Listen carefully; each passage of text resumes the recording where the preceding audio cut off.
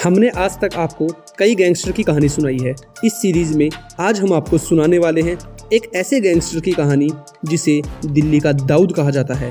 जी हाँ, हम बात कर रहे हैं नीरज बवाना की।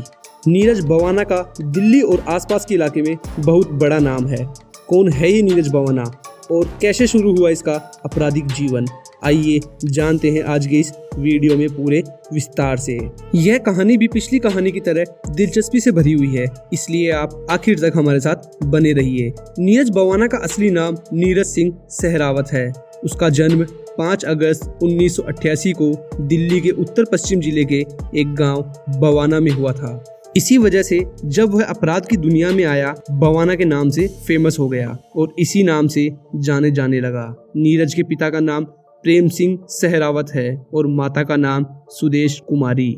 नीरज का एक बड़ा भाई भी है जिसका नाम पंकज सिंह सहरावत है और वह भी अपराध की दुनिया में सक्रिय है।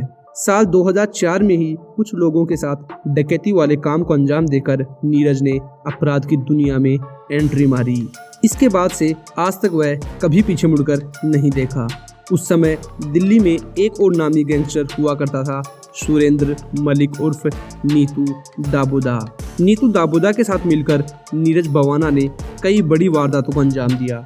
जैसे जैसे हत्या, लूट, रंगदारी के मामले बढ़ते जा रहे थे, वैसे वैसे गैंग भी बड़ी होती जा रही थी और इसके साथ ही अपराध की दुनिया में नीरज बवाना का नाम भी देखते ही देखते आ गया था साल 2011। साल 2011 में इस गैंग में एक नया नाम जुड़ गया और यह नाम था नीरज के दोस्त सोनू पंडित का।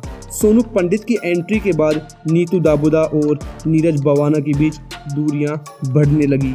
इसके बाद नीतू को यह लगने लगा था कि सोनू पंडित नीरज को उसके खिलाफ भड़का रहा है और ये दोनों मिलकर उसकी हत्या कर सकते हैं। इसी असुरक्षा की भावना के चलते नीतू दाबोदा ने साल 2012 में सोनू पंडित की हत्या करवा दी और यहीं से नीरज बवाना और नीतू दाबोदा के रास्ते अलग हो गए। अब नीरज बवाना का अपना खुद का गैंग था। एक कहावत है कि जितनी गहरी दोस्ती उससे भी बड़ी दुश्मनी।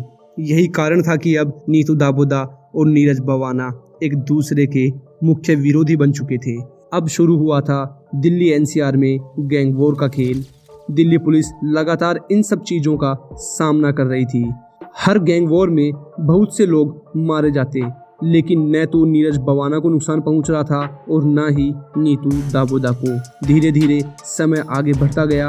नीरज बवाना अब एक्सटॉर्शन के फील्ड में भी उतर चुका था। इसी सिलसिले में साल 2012 के मई महीने में दिल्ली के ही नरेला के तत्कालीन एमएलए सत्येंद्र राणा को फ़ोन पर धमकी दी गई। फ़ोन करने वाले ने अपना नाम नीरज बवाना बताया और उनसे 50 लाख रुपए की डिमांड की गई। इस बात की शिकायत विधायक साहब ने थाने में दर्ज करवा दी। नीरज बवाना को 50 लाख रुपए तो नहीं मिले, लेकिन अब वह जेल की सलाखों के पीछे पहुंच चुका था।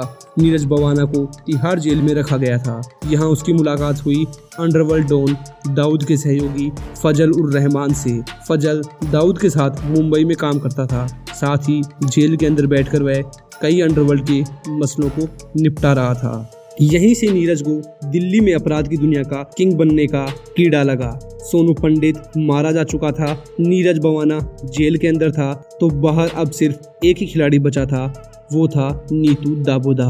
पुलिस अब नीतू दाबोदा के पीछे हाथ धोकर पड़ चुकी थी और 24 अक्टूबर साल 2013 को नीतू दाबोदा पुलिस के साथ मुठभेड़ में मारा गया। नीतू दाबोदा के मरने के बाद उसकी गैंग की कमान पारस गोल्डी और प्रदीप भोला के हाथ में आ गई।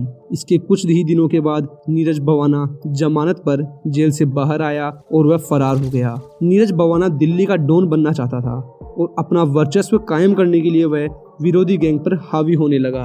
कहा जाता है कि साल 2014 में उसने अपने करीबी सोनू पंडित की हत्या में शामिल संदीप ढटेसर का भी मर्डर कर दिया। अब उसका निशाना पारस गोल्डी और प्रदीप भोला पर था।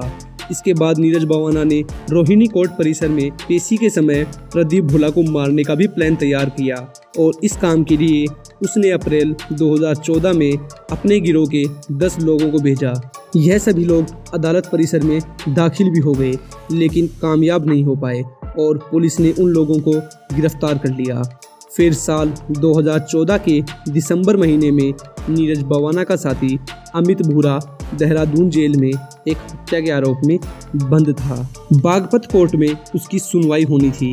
इसकी पेशी के लिए उसे देहरादून जेल से बागपत कोर्ट पुलिस कस्टडी में लाया जा रहा था। रास्ते में करीब 10 से 12 लोग एक एसयूवी में सवार होकर आए और उन्होंने पुलिस के ऊपर गोलीबारी शुरू कर दी और अमित भूरा को भगाकर ले गए।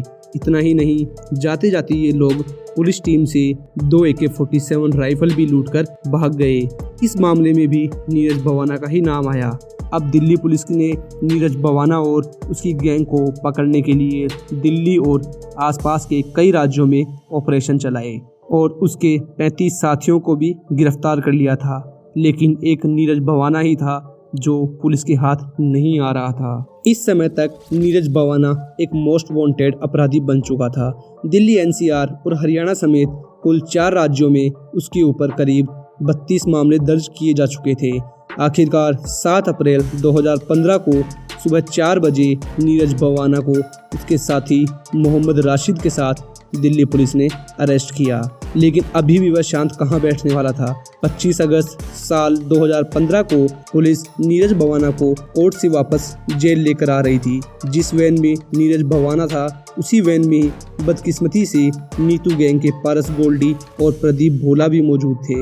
नीरज ने अपने साथी राहुल काला के साथ मिलकर प्रदीप भोला को तो उसी वैन में मार डाला, लेकिन पारस गोल्डी बच निकला। इसके बाद से ही दोनों को तिहाड़ जेल में ही रखा गया है। नीरज बवाना पिछले 6 सालों से तिहाड़ के अंदर बंद है, लेकिन उसके गुर्गे समय समय पर दिल्ली NCR में न्यूज बनाते ही रहते हैं। ओलंपिक मेडलिस्ट सुशील कुमार वाले मामले में भी नीरज बवाना का ही नाम आया था। तो यह थी दिल्ली के most wanted gangster Neeraj Bawana की कहानी। इस पूरी कहानी के बारे में आप क्या सोचते हैं, हमें कमेंट सेक्शन में ज़रूर लिखें। और अगर कहानी पसंद आई हो तो चैनल को सब्सक्राइब ज़रूर करें। मिलते हैं एक अगली वीडियो में नई कहानी के साथ। धन्यवाद।